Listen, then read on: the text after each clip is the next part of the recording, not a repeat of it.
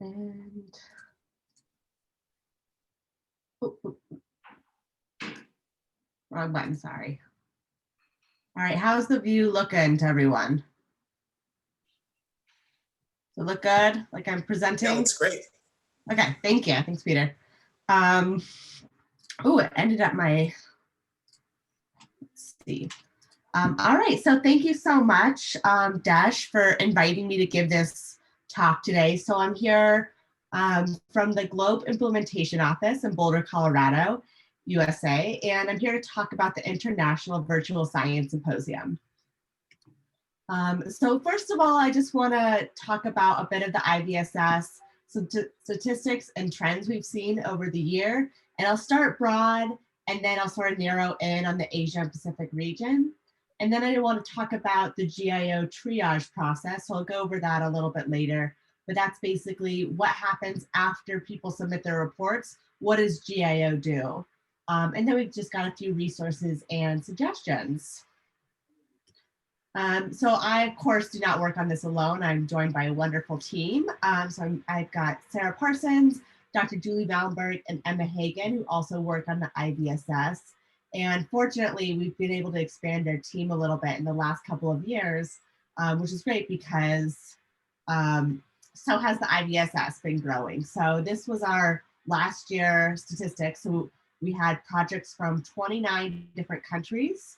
There were 263 of those projects, and of those, 76 were 4-star reports. And so that means 76 projects were entered into our stipend drawing, which is really great. We love seeing those kind of numbers. And so this is just another slide just to sort of reiterate that the IVSS has been growing every year. And so we've been doing the IVSS for about 8 years, but in the model that we use today, we've had it for 5 years. And so over the past 5 years, we've been really keeping track of a lot of different numbers. And so we've been able to sort of draw some trends that we see for each region. And so I'm going to go into some of those, but first just talk about some global trends that we're seeing. So overall, for all regions, we see a lot of projects from 9th to 12th graders. So that's about 14 to 18 years. In America, we call that high school. I'm not sure what the equivalent is in your schools, but you can see I've added a little box to sort of do the translation into years. We also see some from 11 to 14 years, and a few undergrads as well, but really a lot of it is those high school students. And we've also, as we've seen more projects, we're seeing more countries involved from across the world. Of course, in North America, we have just had projects from the US, so that stays pretty the same throughout the years. But as you can see, even in the Asian Pacific region, in red, we're getting more countries from the Asian Pacific region joining the IVSS, which is really fabulous to see. As well, we also see judges increasing. And so this is really great because we're getting more projects. So of course we need more judges, and that's always the case. So we're always looking for judges. I'm always gonna plug that when I can. Of course, I'll be doing a call for judges later this spring, but for now, just keep that in the back of your mind. If you're interested in participating as somebody who would read and score projects, we're always looking for more people to do that. And once again, the Asia Pacific region, always helping. We're seeing more people coming from the Asia Pacific region. So thank you for helping out and scoring projects. Let's see. Sorry. All right, so then also scores by region. So this is kind of an interesting plot. A lot of these plots are by Ksenia Lapikina. She works in our data, she's a data scientist, sorry, at the Globe Implementation Office. And so we score IVSS projects from 0 to 4 stars. And I'll talk a bit about those 0-star projects a little later on, because that is one of the trends that we want to address coming up in future years. But overall in the Asian Pacific region, you're one of the highest scoring regions. So we're consistently seeing 3 and 4-star projects. A lot of those 4-star projects are being entered into the stipend drawing, and you all, your students and your teachers are doing a really great job producing really wonderful reports. So you're seeing some of the best scores out of everybody, and you can see that from this plot. And then this is just, so now I'm going to go into some more, some trends more specific to the Asia and Pacific region.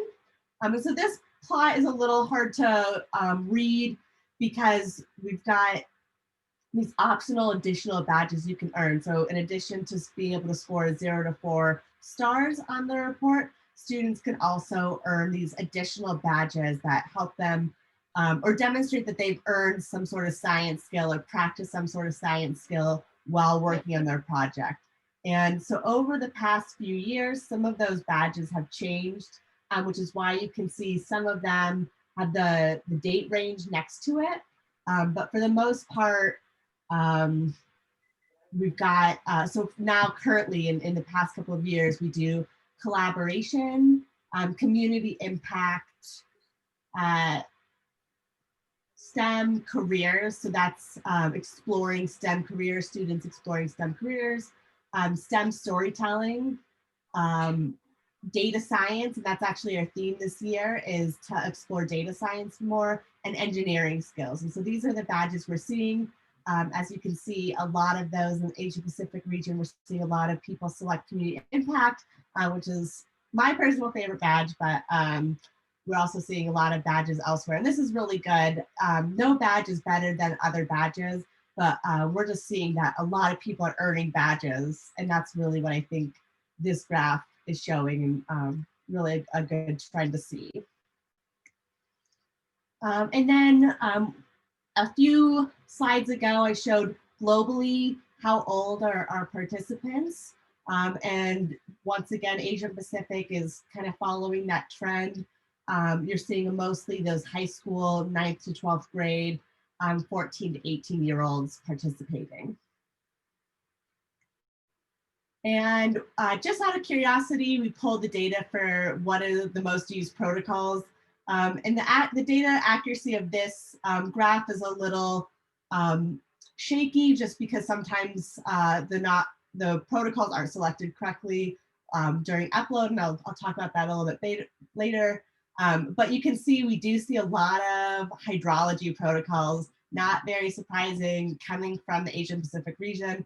A lot of mosquito protocols. I'm guessing folks in Thailand, especially with Molokai, I know she leads a lot of people, Molokai and Chris, I know they're doing a lot of work with mosquitoes. And you can see dissolved oxygen is the most used, and often those two are paired. And then a few other green up, green down, that's going to be our biosphere. We've got soil infiltration. So we are seeing protocols used across the board in all the spheres, but a lot of hydrology. All right, come on. All right, so just overall, what are we finding? And so one of the things that I wanted to talk about today is that some reports are missing GLOBE data and GLOBE protocols. And so the IVSS, what sets it apart from other virtual science fairs or research projects is that it's really a GLOBE event. So we encourage students, of course, to follow the GLOBE vision and mission. We want them to go outside and learn about their environment doing hands-on data collection. And so in order for it to be an IVSS report, we want that GLOBE connection. So we want to see GLOBE data collected, of course, by using GLOBE protocols. And so, like I mentioned a few times already, with the Asia Pacific region specifically, we're getting really, really good reports. The reports are really well done, really great presentations, really high scores. Thailand is one of our top scoring countries, but of course, all of the countries in the Asia Pacific region who participate in the IVSS are producing really good projects. And so Ready to go.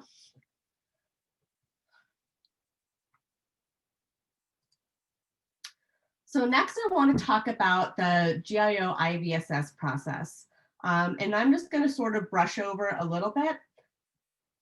Sorry, but I did recently write a blog post. And so if you look on the globe.gov, the blog posts, you'll see one about a little bit more about what happens after you submit a report. And that's when me and the other GIO education outreach team members get to work.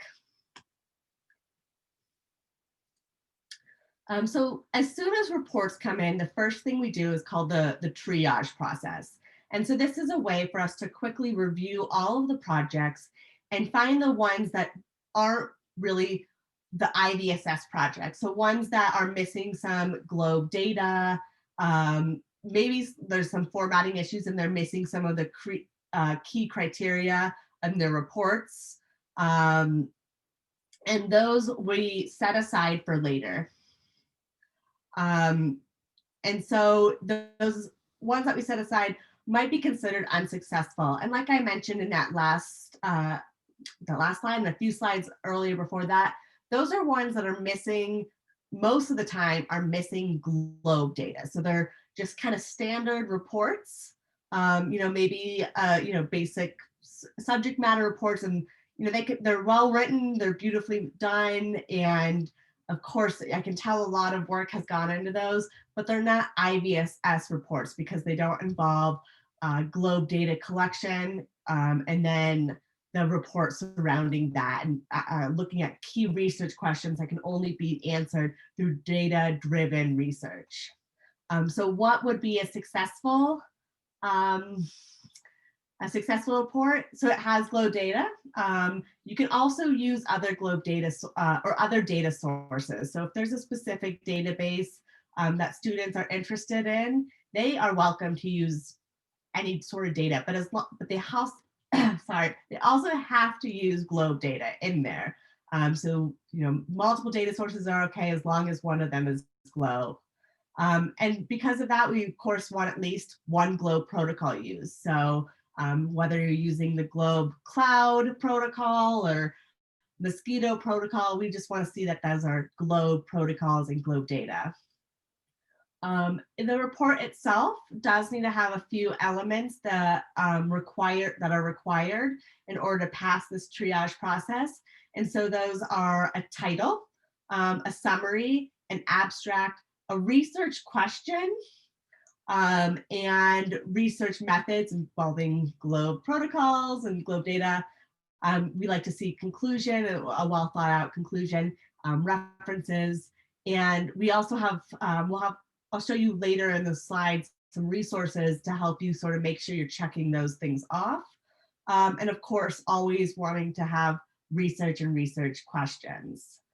So what is unsuccessful? Something that does not pass triage. Missing globe data is the #1 offender. And that of course means that they're not using a globe protocol. The project is unrelated to globe overall. And then it doesn't follow those specific IVSS report criteria. However, overall, we don't see a lot of projects that don't pass triage. So overwhelmingly, we see successful reports. And in the Asia and Pacific region too, most of the reports we are getting are passing triage. But we do see some of those projects come in that aren't passing triage because they're not using a globe protocol. So a couple things moving on from that is I'm just going to go through some things that might be helpful for anybody who might participate in the IVSS. So students and teachers especially, I know we've got a few of you here today. So when you're uploading your IVSS report, which the reports for this 2021 IVSS will start being accepted later this month, so in a couple of weeks here. But when you're uploading your report, so this means you've done all your research, you've asked your questions, you've collected your data, you've done your analysis, you've created a presentation, and now you're ready to submit it to Globe so that we can then share it with STEM professionals, teachers, and other people who are volunteer judges to read them, to score them, assign badges, and then provide feedback. And that's really the heart and soul of the IVSS is students getting a chance to get direct feedback from these experts.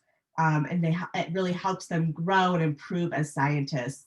And so when you're uploading a report, I'm just going to highlight the upload tool, a few things, just so you know that when you're uploading, to keep an eye out for this. And so these are some screenshots I took a couple of years ago. So the upload tool, the form that you're going to fill out might look a little different this year, but for the most part, the questions are the same. So first of all, you want to check that it's an IVSS report. We'll need a school or organization, and that'll also bring up the teachers. And we've also opened it up now, so because we've got some projects in the past that have come from people who aren't actually in classrooms creating globe reports. They might be in some sort of after school club or a troop or some sort of science community engagement program. And so they can also upload reports. So you don't have to be in a globe school, but of course, most of the time we do see projects from globe schools and globe teachers. So we ask that. Of course, we want to recognize the students, any additional contributors. So this would be if you worked with a STEM professional or a mentor to help you either in your data collection or in your report writing. Of course, we like to keep track of which grade level the students are. Report title, report description, what time you uploaded the report, your abstract and summary, and a lot of these I've mentioned earlier, these required elements. One thing that I really want to highlight is what protocols are used in the report.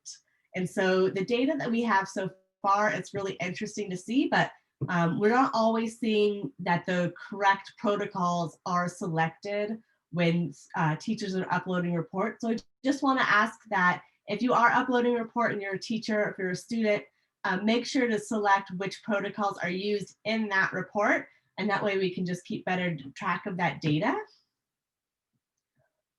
You'll want to, of course, submit your report in a specific file type, and you'll find that information on the upload tool. We'd love to see some images if possible, but that's okay if you don't have it. Indicate which language the report is written in. So last year we opened it up. This is just, of course, 3 languages, but we've opened it up so students can submit projects in English, Spanish, French, Arabic, and Croatian, and hopefully we'll be able to open it up to more languages moving forward. You want to upload your poster presentation or a link to the video if that's your presentation, and then you'll submit your report. And when you do that, you'll get an email confirming that you've submitted your report. You've got a couple of days to edit if you do need to change some things in the report, but then after that, it's in the globe system. And so I'm just going to close out now. I've just got a couple more slides and just some overall resources and suggestions based on the data that we've seen. And so I might be repeating myself a couple of times, and I apologize, but please just bear with me. So one thing you might be asking based on this presentation is, if you're a teacher, how can I help students improve their IVSS scores? So first of all, I would love to point you to our IVSS resources page. So that is going to be on the IVSS website. I'll share the link in the next slide. But this resources page has lots of really helpful tools. So in addition to making sure that you have all the requirements, we've got resources, we've got templates for reports, templates for posters. You can look at past year's projects. We've got a bunch of webinars. This year we've recorded several webinars for the upcoming IVSS, and we've got links to all of those. As I mentioned, report templates and past projects. So when you go to the globe.gov, /science-symposium. This is, you'll get to the homepage, is what it looks like. To find those resources, you go over here to the resources child page.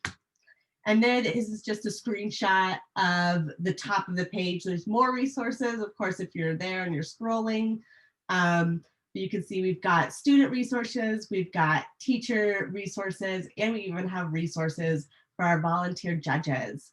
And so I'll encourage you once again to look for poster and report templates and use those, and looking at previous year's projects for some inspiration on questions, or to see how a report is written or a presentation is done. So I just wanted to throw in a couple of examples of poster templates. So this one's a pretty standard poster template that a lot of scientists use, but you're welcome to get pretty creative with it. So here's another example of a poster template that you can find on that resources page. And of course, you can design your own, just to come up with a way to share your resources in a more creative and visually appealing way. And a couple of last notes, feel free to, students and teachers and everyone to think about the IVSS. This is a really great opportunity for students to really engage with their local community. A lot of projects we see, and especially out of the Asia and Pacific region, are students addressing questions that are concerning their communities. And of course, IVSS reports can be on anything, whatever inspires a question in a student. But if you want to consider something of a local problem, feel free to do that. And if you come up with an interesting solution or interesting data, this can be really helpful if you share that with the community. Don't forget to use GLOBE protocols in your report. And finally, the IVSS is a really great way to collaborate with other countries, with other students. So feel free to explore that option. And I actually just got an email coming from a teacher in Sri Lanka who's looking for an opportunity to collaborate with people from other countries. So I'm gonna pass that information along, but just think about that as, here's this opportunity. People are really looking for opportunities to work with other students here. Just this a little quote we got from a judge a few years ago, and they said, "I really appreciate the opportunity to help out and see what wonderful science GLOBE is supporting across the world. And we just love getting this feedback. So I hope this encourages anybody who might be interested in participating in the IVSS to go ahead and do it, because it's a really wonderful project. And it's a really awesome thing that I get to do, and I love doing it. And I hope you all can join me in it. And so now I will open it up to questions. Just before I do that, real quick, I just want to point out a couple of things here. So globe.gov, of course, is the GLOBE webpage. If you add that science-symposium, you'll find IVSS pages. And if you have any questions following this presentation, or just in general about the IVSS, please reach out to me at globeivss@ucar.edu. All right, so I'll leave this up here for a second, just so if you want to write down those URLs. But otherwise, let me open it up to questions. Please